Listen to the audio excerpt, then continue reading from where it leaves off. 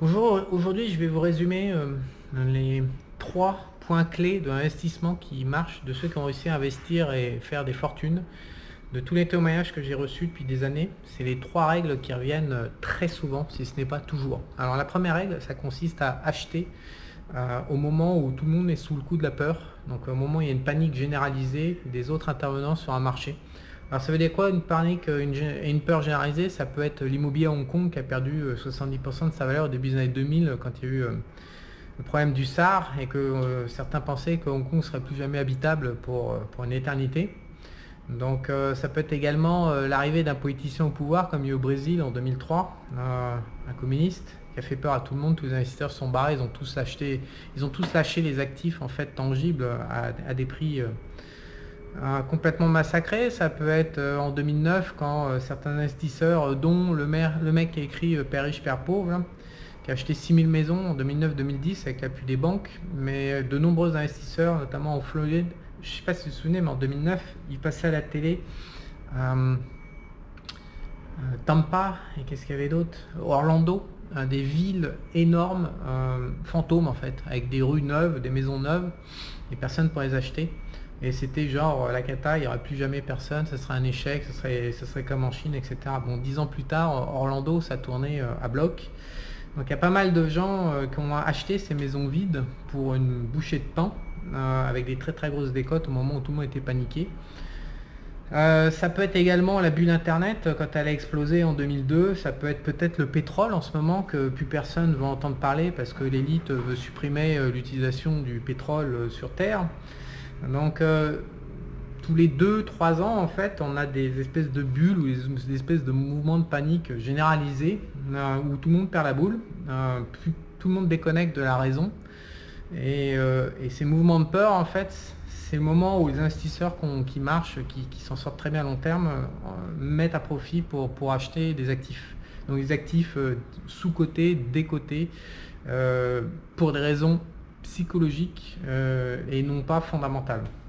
Donc attention, il y a pas mal de gens qui ont acheté des actifs comme ça et puis qui ont tout perdu ou presque. Donc ça c'est juste la première règle. La deuxième règle, c'est la règle de l'évaluation de la croissance, c'est-à-dire la règle de l'évaluation des fondamentaux. En fait, ceux qui s'en sortent, c'est ceux qui arrivent à voir les fondamentaux, la structure, derrière la panique généralisée des humains qui deviennent aveuglés par leurs sentiments. C'est ceux qui parviennent à voir que quel que soit, c'est qu'une question de temps avant que la machine se remette en route, parce que inévitablement, ce sont des besoins fondamentaux et que inévitablement la machine se remettra en route. Donc c'est une aptitude à se projeter dans le futur et surtout c'est une aptitude à séparer des trucs qui sont morts, des trucs qui vont encore marcher. Alors je prends un exemple parce qu'en 2010, comme vous le savez, avant j'avais Édouard Valis édition en France entre 2003 et 2010.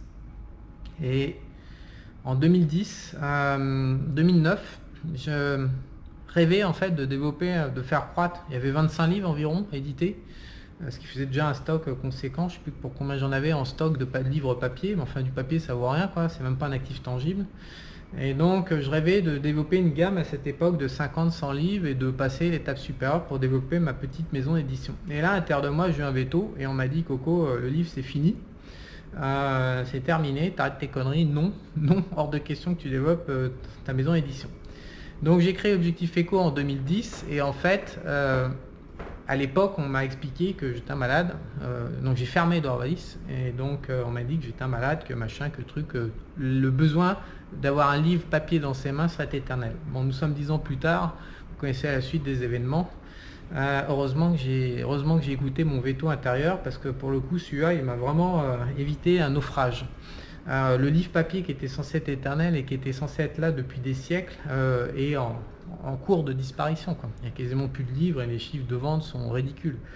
Donc il faut vraiment, la personne qui voit la croissance structurelle derrière un accident, c'est quand même une personne qui est capable de séparer la modification technologique ou la modification structurelle comportementale des achats de clients qui fait que ce secteur ou cet actif c'est mort, de un accident dans un mouvement encore en cours, encore valide. Donc là déjà, c'est pour ça qu'il y a beaucoup d'investisseurs qui échouent et c'est pour ça qu'il n'y a qu'une minorité. Peut-être que c'est du hasard, peut-être que c'est de la chance.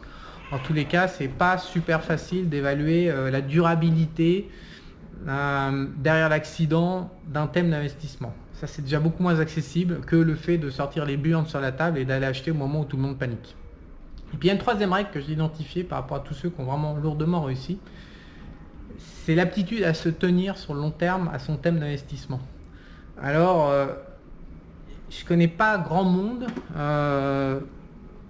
qui ne change pas d'avis assez régulièrement, ou du moins qui tient un actif. Alors ça veut dire quoi tenir? La plupart des gens qui ont investi avec succès, c'est des gens qui ont tenu pendant 10 ans, 15 ans minimum, et qui ont eu cette vision long terme et qui n'ont pas dérogé en cours de process. Moi, je suis pas doué pour faire ça. Honnêtement, je crois que mon plus long thème, ça a été l'euro-dollar, que j'ai démarré en 2009 par hasard et que j'ai abandonné cette année, en 2020, avec le Covid. Donc pour moi, aujourd'hui, le dollar, c'est fini. Je suis en train de faire beaucoup d'updates dans la crise du siècle à ce sujet. Et je parle pas de la crise de l'euro, je crois toujours pas à l'euro, hein, mais je crois plus comme je crois beaucoup moins il faut moduler très fortement la solution du dollar par rapport à l'euro. Qu'il y ait une crise de l'euro en Europe, ça j'en doute toujours pas, elle est en cours. D'ailleurs, on est en train de parler d'une belle petite crypto, on a un nouveau contrôle, un empire communiste, voilà, donc ça c'est pas le souci c'est la solution. L'heure du switch est arrivée et le dollar c'est fini quoi. En termes de solution unique et idéale, c'est terminé. Mais donc j'ai tenu 11 ans. Mais pour une décision de 11 ans d'investissement, j'en ai foutu à la poubelle 1000 où j'ai pas tenu, où j'aurais dû tenir d'ailleurs. C'est très compliqué, il y a beaucoup d'investisseurs qui changent d'avis en cours de route. La plupart d'entre nous, on ne tient pas. Et tous ceux qui ont réussi sont des gens qui s'en sont tenus à leur scénario initial, qui ont eu la foi en fait dans leur vision long terme. Et puis, il y a d'autres phénomènes qui viennent se rajouter en fait. Des fois, soit on gagne trop, soit on gagne pas assez, soit on a des peurs, soit il y a des petites crises intermédiaires dans un cycle long terme. Il y a de très nombreuses raisons qui nous poussent à abandonner un thème à long terme, alors que probablement ce thème est bon. Donc ce sont les trois règles que j'ai vues dans tous les témoignages que m'a envoyés de ceux qui échouent et de ceux qui réussissent dans l'investissement.